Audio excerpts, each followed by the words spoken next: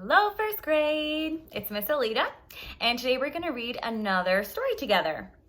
So last week and this week, we've been talking a little bit about author's purpose, or, the reason why the author is writing the book. And we learned that there's three main reasons why. Sometimes the author is writing the book to entertain us. A lot of her books from last week were there to entertain, to make us laugh, to tell us a story.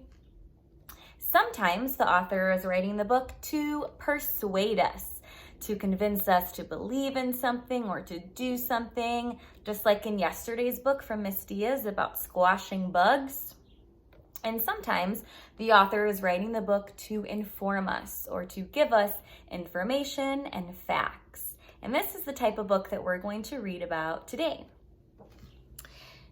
So today's book is called Jungle Animals. And this book is going to inform us or give us information and facts. So if this book is giving us information, is it a fiction or a nonfiction? That's right, nonfiction. It's going to give us information. And you can kind of tell from the cover because usually, but not always, nonfiction books have photographs. There's also a clue at the bottom. It says hidden facts on every page. So that means you might have to find the facts that are hidden on the pages. All right, so let's get started. Jungle Animals. The giant day gecko. What is a gecko? Geckos are lizards found in warm and tropical places around the world. Geckos are great climbers. The soft pads on the bottom of their feet are covered with tiny hair-like bristles that help them hang upside down and cling to glass. The eyelids of most geckos are see-through, like contact lenses. Geckos lick the lids to keep them clean. And that's how small they are. They are the only lizards that can use their voices to talk with one another. Here's another fact. Geckos can climb straight up and down thanks to their special toes. Did you know? What is the only known surface that a gecko's feet won't stick to? Teflon. Teflon is the material used in some nonstick pans. Orangutan. Orangutans are members of the primate family. If you look closely, you may notice orangutans look similar to people. That's because we're primates too. Orangutans are very smart. They spend most of their time alone in the trees of tropical rainforests. They mainly eat leaves and fruits from trees. In Malaysia, the word orangutan means person of the forest. Orangutans are not picky eaters. Scientists have documented over 400 types of food that they eat. Oh, here's another fact in here. The thumbs and toes of orangutans are opposable and help them hold things. That's just like our thumbs. We can bend them and it helps us hold on to things. Their toes are also like that, so they can hold on to the trees. Did you know how many teeth an orangutan has? 32. That's the same number as grown men and women. How many teeth do you have? Maybe you've been losing teeth or growing them since we've seen each other. Baby orangutans live with their mothers for 7 to 8 years. This is longer than any other primate other than humans. The Asian elephant. Asian elephants live in the tropical forests of Asia. They are herbivores and eat grass, leaves, fruit, and bark from trees. They live in groups of 7 to 8 females, with the oldest female leading the group. Whoa, Asian elephants weigh nearly 11,000 pounds. That's the same weight as 4 cars. Asian elephants never stray far from a source of fresh water because they need to drink at least once a day. Let's flap his ear. Asian elephants' ears are 3 times smaller than an African elephant's ears. Elephants use their trunks like straws. They suck up water and release it into their mouth. So a lot of people think that an elephant's trunk is like a nose, but it's really kind of just like an extra arm, and they use it like a straw. Do you know what male Asian elephants have that females don't? Only male Asian elephants have tusks, but both male and female African elephants have tusks. Piranha, the red-bellied piranha. If you look at the color of this piranha's belly, you can see how it got its name. But not all red-bellied piranhas have red bellies. The coloring can be different from fish to fish, just like hair color can be different from person to person. Do you know what type of water red-bellied piranhas live in? Freshwater. They live in rivers, streams, and sometimes even flooded forests, so you won't find this fish in the ocean. It's very rare for piranhas to attack people, so they aren't very dangerous to us.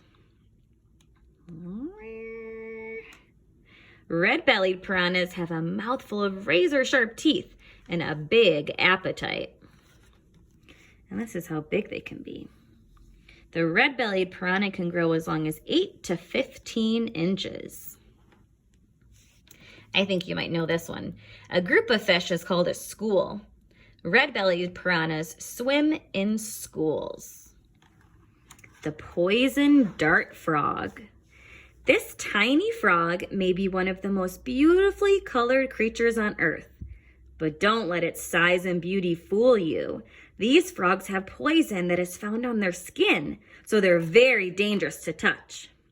But don't worry, you probably won't find a poisonous dart frog in your backyard, unless you live in the tropical rainforests of Costa Rica or Brazil. Some poison dart frogs are as tiny as a fingernail. The bright colors of poison dart frogs are used as a warning to predators to stay away. Poison dart frogs are about 1 inch long. Oh, that's super small. I see a fact. With a diet of ants, termites, centipedes, and small beetles, the poison in these frogs' skin comes from what they eat. I wouldn't want to eat any of that. Do you know what the most poisonous animal on Earth is? Yep, the tiny golden poison dart frog. It has enough poison to kill 10 people. Oh my goodness. Both the mother and father frogs take care of their eggs and tadpoles. Sometimes they even carry them on their backs. Leopard. Leopards are big wild cats that are closely related to tigers, jaguars, and lions. Most leopards have light-colored coats with dark spots. Leopards are great climbers and are very comfortable spending time in the trees. They will often drag their prey up a tree and into the branches, where they can enjoy their meal without being bothered by other hungry animals. Do you know what a leopard's spots are called? A leopard's spots are called rosettes. No two leopards have the same coloring or pattern of spots. They're like our fingerprints, so no one has the same fingerprints as you. Leopards are great tree climbers. They can even climb down trees head first. That is talent. Ooh, I think there's a hidden fact here. Leopards' tails are about as long as their bodies. What? They use their long tails to help them balance. Whoa. So their tail is as long as their body. Leopards communicate in different ways. They roar, growl, and purr. Yep, they purr because they're big cats. Mother leopards usually give birth to 2 cubs at a time. Queen Alexandra's birdwing butterfly. Queen Alexandra's birdwing butterflies are not only pretty, they're big. They're the biggest butterflies in the world. The male butterflies have a bright yellow body and green and blue coloring in their wings. The females have brown and white wings and a cream-colored body with red fur on their throat. The Queen Alexandra's birdwing butterfly is 3 times bigger than a monarch butterfly. They like to find sunny places to rest. Let's see, do you know who's bigger, the male or the female birdwing butterfly? The females may not be as brilliantly colored as the males, but they're bigger. The wingspan of the birdwing butterfly extends up to 12 inches. So when the butterflies spread their wings, they go from there to there. That's pretty big. I see another fact. One way to tell the difference between a moth and a butterfly is by its wings. I sometimes have that trouble too. I don't know if it's a moth or a butterfly. Here. Moths tend to rest with their wings flat or tented, and butterflies tend to rest with their wings straight up. So that's how you can tell the difference when you see them outside. Female birdwing butterflies lay their eggs on poisonous plant leaves. When a caterpillar hatches from an egg, it will eat the poisonous leaf, which will keep it safe from predators. And then the glossary is usually in the back of nonfiction books, and it will tell us the definition or the meaning behind certain words that we found in the book. Thanks for reading Jungle Animals with me.